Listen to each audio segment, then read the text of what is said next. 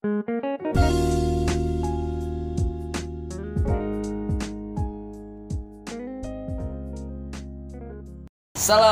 warahmatullahi wabarakatuh. Halo semuanya, selamat datang di channel Aing ya, di channel mamprang.id. Di video kali ini saya kedatangan orang jauh. Marhaban Arkadaslan. Arkadaslan. Mantap, Jaya belajar bahasa Turki dulu nih sama ahlinya. Alhamdulillah. Ini dengan siapa? Kenalin, nama saya Syarif Farsel Alawi. Mahasiswa di Istanbul University. Gila, jauh banget kan? Coba lihat kartu namanya ada nggak? Ini punya saya kebetulan. Oh, asli Istanbul, nggak main-main, nggak bohong nih. Istanbul University, mantap. Kemarin baru masuk ya ke Istanbul? Iya, saya di sana baru setahun. Mantap. Jadi kita nih sharing-sharing nih tentang perkuliahan nih, Hit. Gimana? Kalau misalnya kita mau ke Istanbul nih, University, ada jalur apa aja? Oh, jadi buat teman-teman semua, kalau ingin mengikuti ke Istanbul University, memiliki sebenarnya ada 2 jalur. Iya. Pertama dengan mandiri, itu dengan ujian namanya IOS. IOS. Biasanya diadakan di UNJ Jakarta. UNJ Jakarta. Sedangkan kalau melewat beasiswa itu bisa masuk ke jalur namanya YTB. YTB. Ya, mungkin ada linknya nanti. Carilah Istanbul, nanti diketik ya, cari ya. Ada pokoknya. Nah itu kalau saya sendiri masuknya jalur apa itu? Kalau saya alhamdulillah jalur mandiri di Istanbul University. Yang IOS tadi yang itu? Ya, yang ujian IOS itu. Yang di UNJ. Nah itu ujiannya gimana, Hit? Yang saya alamin kemarin di ujian IOS itu soalnya semuanya matematika. Matematika semua. Matematika memiliki 100 soal lah. Nah, coba ceritain dari pertama tuh udah ujian terus gimana step-stepnya? Ketika saya ujian matematika memang sulit ya, secara udah soalnya udah internasional. Dan dalam ujian pun ada 4 bahasa yang dikelola. Soalnya ada 4 bahasa, yaitu bahasa Inggris, Arab, terus Turki sendiri, dan bahasa kalau nggak salah Rusia. Di situ matematika diujikan. Dan ketika ingin masuk ke Istanbul University itu ada 2 tahap ketika ujian. Apa aja tuh? Pertama tahap ujian matematika, terus mengeluarkan nilainya. Kalau udah selesai itu dapat nilainya sekitar 2 mingguan lah. Setelah itu ada menentukan fakultasnya dengan sesuai nilai yang telah kita dapat. Oh, misalnya udah keluar nilainya nih, terus ada saran-saran fakultas yang cocok sama nilai itu. Ya, kalau misalnya nilainya masih ya standar, tidak mungkin kan kita ngambil kedokteran supaya lulus. Pasti ngambilnya ya yang sesuai dengan nilainya lah. Kalau saya alhamdulillah kemarin tuh dengan nilai yang pas-pasan, sehingga saya mengambil ekonomi. Dapat sarannya ekonomi, ambil ekonomi. Ada 3 pemilihan sebenarnya. Oh, ada 3. Ketika itu saya ngambilnya ekonomi, terus sastra Arab, sama usuluddin. Tapi saya lulus di nomor pertama, ekonomi. Dong. Padahal tujuan saya 2. Tapi ketawa saya, alhamdulillah. Nah, terus kan misalnya udah keterima gitu, ada biayanya atau berapa sih biaya pertama kali itu? Apa ribet nggak biayanya? Buat ketika saya pertama kali datang ke Turki itu langsung daftar ulang. Dan alhamdulillah tidak ada dibayar apapun sama sekali, sesuai dengan per semester. Langsung per semester per aja semester bayarnya. Buat DU-nya tuh udah kayak per semester dengan seharga 1.300 lira lah. Kisaran 3 juta lah, 2.800.900. Nah, itu per semesternya sama kayak Indonesia nggak 6 bulan gitu? Kalau alhamdulillah ya, kalau di Turki ini terutama di universitas saya per semester itu 1 tahun. Oh, jadi di Istanbul University itu 1 tahun tuh cuman 3 juta gitu. Buat biaya kuliah itu tuh? Biaya kuliah. Oh, lebih murah dari Indonesia berarti ya? Iya. Tapi tiket pesawatnya mahal gitu? Ya, kalau setahu saya juga, kalau dari Indonesia ke Turki itu mahal. Tetapi kalau buat dari Turki ke Indonesia itu murah. Kisaran 10 juta lah kalau dari Indonesia. Nah itu kan tadi kan udah selesai tuh ujian tuh, Hit, keterima dapat jurusan. Terus yang ngurus-ngurus surat-suratnya kayak gitu gimana? Apa visa atau apa yang diurus-urusin tuh? Kalau untuk seperti KTP ya, mungkin saya bisa nunjukin. KTP-nya di sana. ini ya bisa dilihat kan. Iya, ntar dikasih fotonya. Jadi kalau di sana tuh kita ada ngurus KTP seperti di Indonesia untuk khususnya untuk pelajar. Itu kalau buat pelajar itu KTP sana tuh setahun sekali buat pembayaran. Jadi ada masanya. Kalau KTP-nya 1 tahun sekali pembayaran misalnya kemana istilahnya ke imigrasi lah. Oh iya. Buat pembayarannya. Memperpanjang itunya ya. Memperpanjang itu diurusi biasanya sama PPI. Ada yang harusnya kelas ya. Jadi alhamdulillah kita juga dibantu untuk pertama kali dari PPI.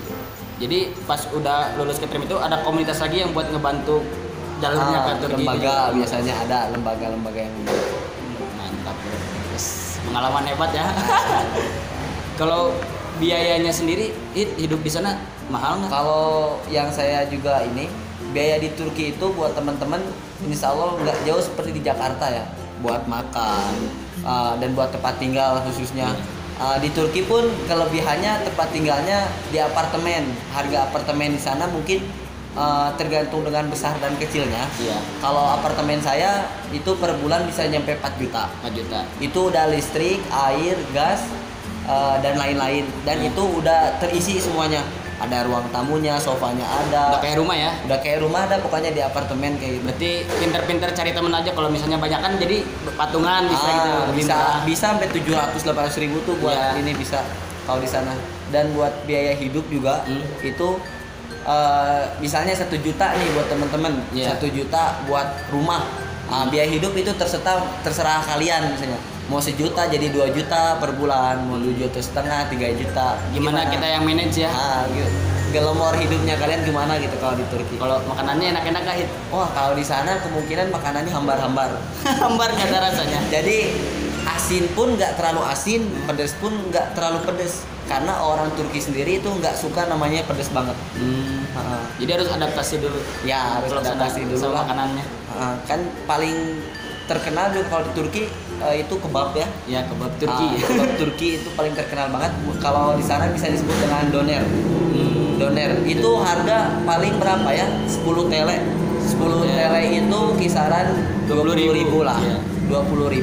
Jadi istilahnya 1 tele itu 2.000 Indonesia ya. 1 tele itu 2.000. Berarti istilah biaya kuliah di Indonesia sama di Turki itu lebih murah di Turki, biaya hidupnya juga nggak terlalu jauh sama Indonesia ya.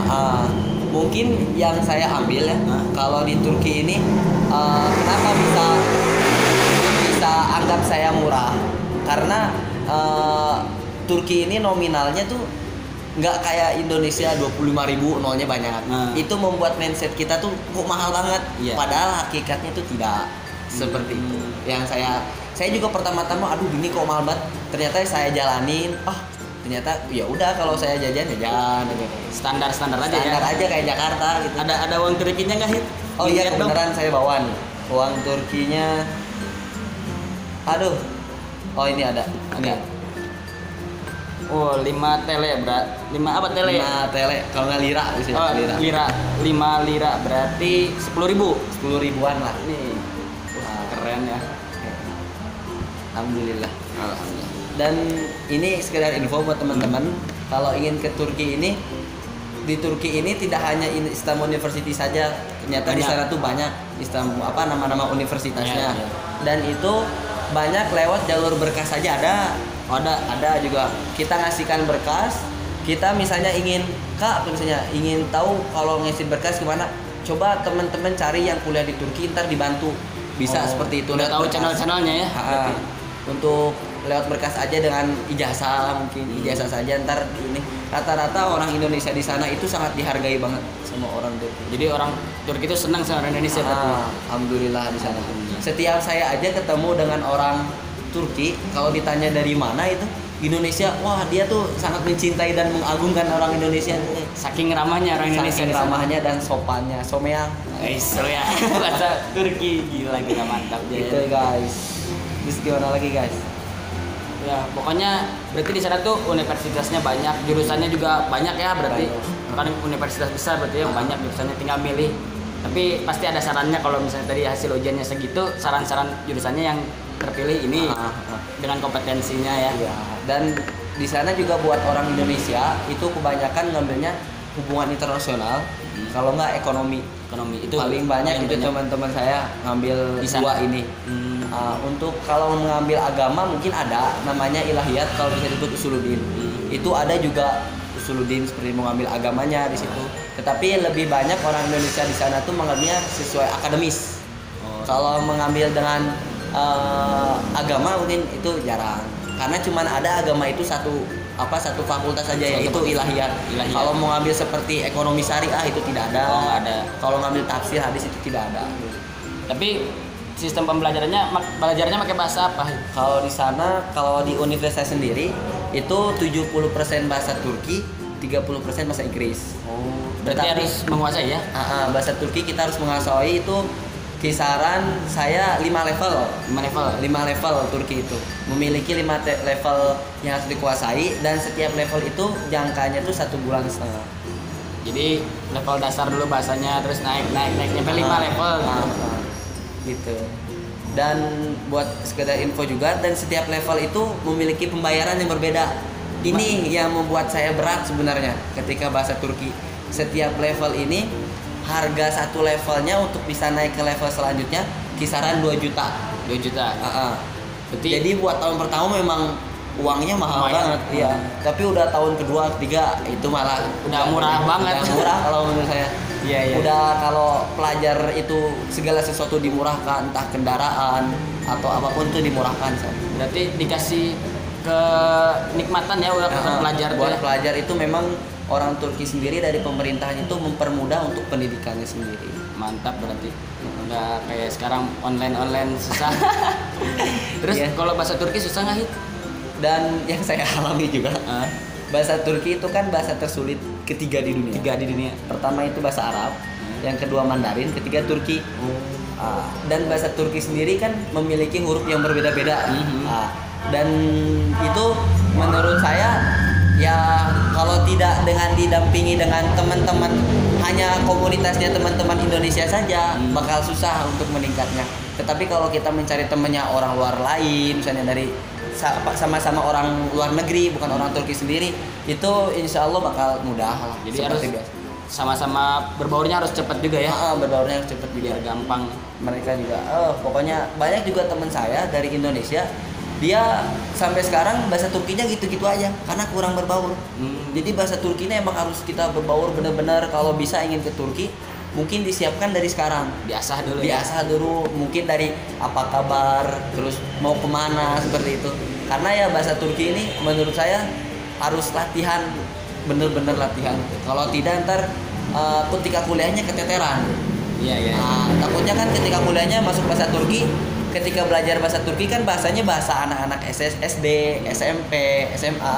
Tetapi udah ke kuliah kan masuknya ke akademis. Bahasanya udah ini adalah apa, ini bagaimana gitu deh. Udah pembahasannya seperti itu. Jadi harus benar-benar diasah untuk tahun pertama ini dalam bahasa. Sehingga ketika maju untuk jenjang belajar akademisnya, dia nggak pusing. Ya gampang, jadi mudah lah kalau udah ngerti bahasanya. Seperti itu. Jadi ingat teman-teman, kalau mau ke Turki pelajari dulu bahasanya, kenal lah, yang penting kenal dulu, nanti bisa berkembangnya seiring berjalannya waktu. Ya Allah. Makasih banyak Said nih atas info-infonya. Yang terakhir, apa pesan-pesan terakhir buat yang mau ke Turki misalnya nih? Buat teman-teman semua, kalau misalkan mau ke Turki, itu diniatkan dengan tujuan yang benar-benar. Karena Turki ini pertama pariwisatanya banyak, terus negaranya juga sekularisme. Banyaklah sesuatu yang membutakan kita. Kalau kita sampai terganggu oleh pariwisata, jalan-jalan, mungkin kita bakal keteteran dalam ilmu.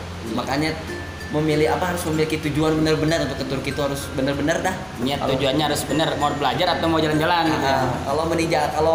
Kalau mau jalan-jalan ya recommended banget kalau Turki. Kalau untuk menuntut ilmu ya mending sesuai dengan apa niat ente mau ngambil apa.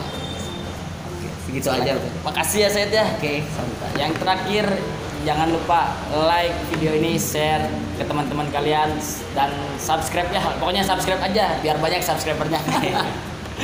Oke, yang terakhir, salam Mamprang.